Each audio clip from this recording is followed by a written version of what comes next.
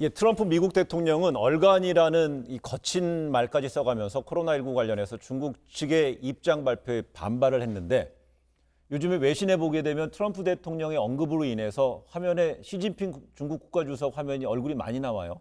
그러니까 미국하고 중국하고 예. 지금 코로나19 사태를 통해서 좀 더 갈등이 격화되는 것 아니냐라고 하는 우려의 목소리가 나오고 있잖아요. 네.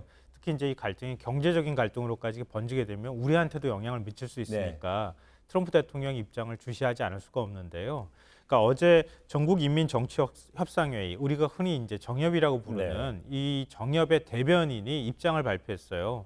그러니까 코로나19가 다 중국에서 온 것처럼 말을 하고 있는데 그렇게 얘기하는 사람들은 굉장히 편협하고 잘못됐다 이렇게 비난을 한 거예요.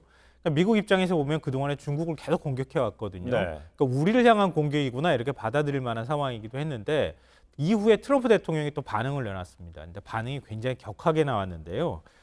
중국의 어떤 미친 사람이 방금 수십만 명을 죽인 바이러스에 대해서 중국을 제외한 모든 이들을 비난하는 성명을 발표했다. 네. 이렇게 얘기를 하고 제발 이 얼간이에게 이러한 전 세계 대규모 살상을 저지른 것은 다름 아닌 중국의 무능 때문이라고 알려줘라. 뭐 이런 네. 식으로 얘기를 했다는 거예요. 네. 그러니까 앞으로 뭐 트럼프 대통령이 지금 보이는 모습들로 볼 때는 미중 간의 갈등으로 갈 가능성이 굉장히 높지 않을까 생각합니다.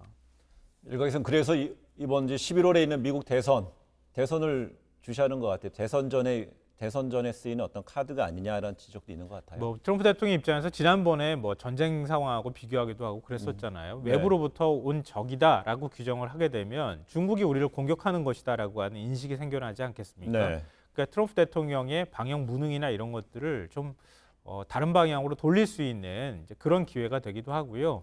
뭐 G2 간의 패권 전쟁이 그동안에 계속 있었고 경제 갈등도 있었는데 무역 전쟁도 있었지만 이번 갈등으로 인해서 미국이 확실하게 중국의 어떤 기세를 꺾어보겠다 이런 정치적 의도도 좀 포함되어 있는 것 같습니다. 그렇군요.